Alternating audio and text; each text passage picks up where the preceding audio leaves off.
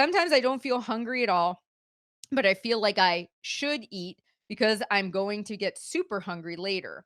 For example, I have a planned snack slash mini meal around 4:35 because we have a late dinner. And sometimes I'm really excited to eat that snack. And other times I feel like I could skip it. It ranges from about 2 to 400 calories depending on my activity that day and other meals I'm eating. Sometimes when I skip that meal, it was disastrous because I ended up overeating later in the evening on snacks, and other times there's basically no difference. I always think I have to eat within my calorie range and am very uncomfortable going much higher or lower than my 1600. Some days I think I could eat 2000 calories, and other days I feel really satisfied on 13, although that's rare. I don't know how to loosen up my trust that my body, I'm sorry, trust my body when I need more food some days, less other days, because I feel like those days when I eat more, I will go from occasional to my new normal. And there's a couple really good things in here I want to point out. Number one, you acknowledge that on the days you skip that snack, that there has been days you've skipped that snack and it was disastrous. Now, you didn't give me an idea of how disastrous it was. Like, are we talking like a binge? Are we talking thousands of calories? Or are we just talking over maintenance? So that's one thing. So you've obviously keyed into that. The second thing is you are aware of your hunger. And so, what you need to remember is we are human beings. Our bodies are not machines, as much as it would be convenient that they were, because then we would know exactly what we were doing every single moment of every day. They are not. They are very adaptive and responsive. They're adaptive to the amount of physical movement they go through. They are adaptive to the foods that they eat. They're adaptive to your hormonal responses. Your body is constantly changing. So, what that means is you eating a solid 1600 calories every day is really kind of managing it to a micro level, right? Like you can't know your body needs 1600 calories every day. What you can maybe know is if you were to eat an average of 1600 calories, you would be in a weight loss cycle, right? So, what that means is some days might be 2000 calories, some days might be 1600 calories, some days might be 1300 calories. When I add them up over the course of a couple weeks and I divide by the amount of days, is it roughly coming out to 1600? That you can know, right? So based on my age, height, weight, this is roughly a good amount of calories for me to be able to sustain and lose weight. You can know that, but how that has to be distributed should be between you and your body. You have to decide that. So there's some days I might eat 2400 calories and other days I eat 1600 calories. As long as my average is roughly where I need it to be, that's what matters. Okay? It's not that my eating is uniform. It's not that I have to eat the exact same amount of calories every day. It's that they average out to be roughly what I need them to be.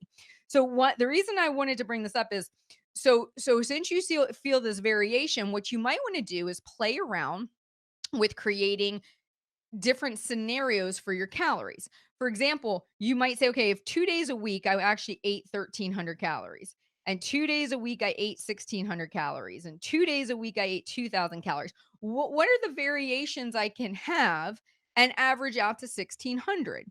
And then what I can do is I can actually eat, I can have a general meal plan for the day. I know I'm going to eat this breakfast, lunch, and dinner. I'm going to listen to my body with the snacks. I'm going to pay attention to how many of those disastrous nights that I have, and I'm gonna average out my calories and are they coming out to 1600?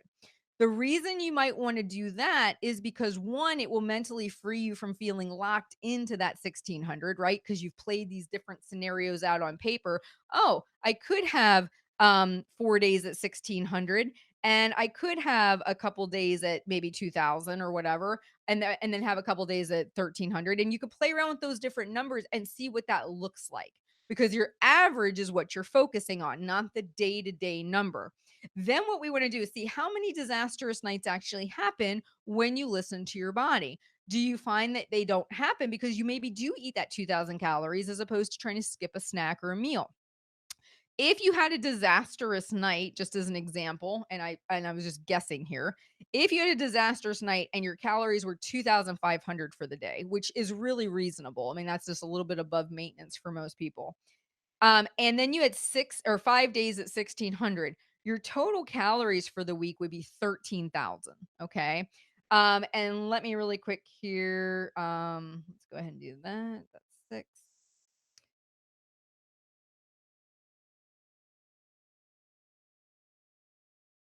Sorry, I'm just really quick checking something here. That would give you about, if my math is right, 1,850 calories roughly per day average. That would be your average. The reason I'm bringing this up, and hopefully I'm right on that, so I just did it on the fly. Let's see here, 660, that's 8 times 7 is 56. Yeah, I think we're good. So 1850. So the reason I'm bringing this up is because what you might be doing is you might be trying to micromanage your calories by saying, I can only have 1,600 every day.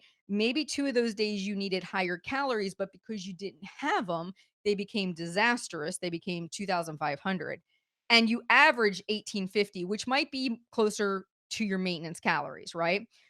But that's because we had the 2 disastrous days. Whereas, let's just pretend for a second, we said, "Okay, 4 days, not 5, but 4 days, we're gonna have 1,600, and 3 days, we're gonna have 2,000." Then our total for the week comes out to 12,400. If I were to divide by 7 on that, let me see here, that would be 49. That would be 3. Uh, 0 and 8. So that would be 1780. Okay.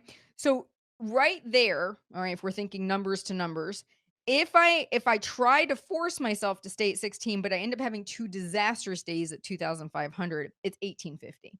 If I had 4 days at 16 and 3 days at 2,000 intentionally, I'm at 1780. I've immediately almost dropped 100 calorie average down, even though I was intentionally putting in 3 2,000 calorie days. Okay. So imagine, hypothetically, you had one day at 1,300.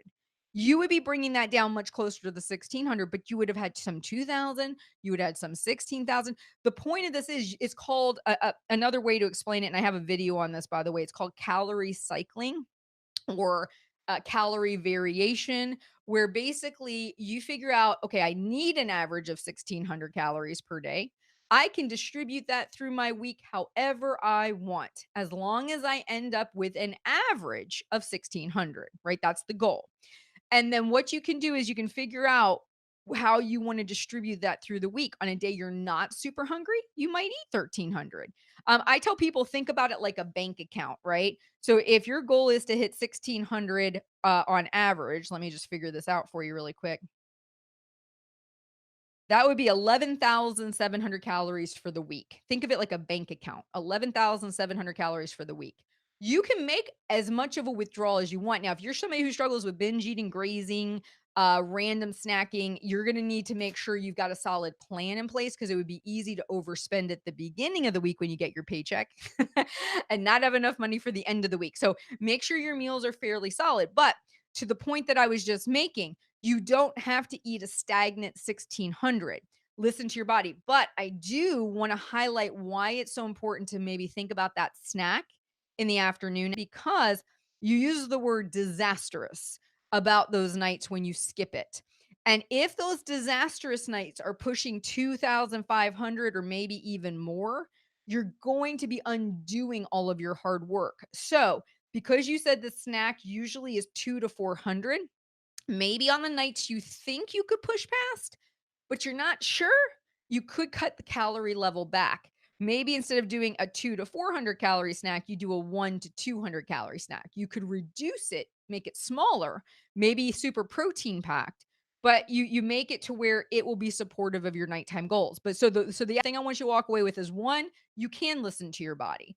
2, you're focusing on that weekly total of 11,700, not 1,600 every day. You can take withdrawals at different levels as long as it comes out to be the total you need it to be, which allows for variation in your week. The catch is you never want to set yourself up for a disastrous evening. It would be better for you to pare back your afternoon snack and make it even smaller, but have it if it's gonna ward off disaster, okay? Because I always when I hear disaster, I'm assuming high hundreds, if not thousands of calories. So just wanna make sure you're prepared for that, but you can actually make some changes as you're going.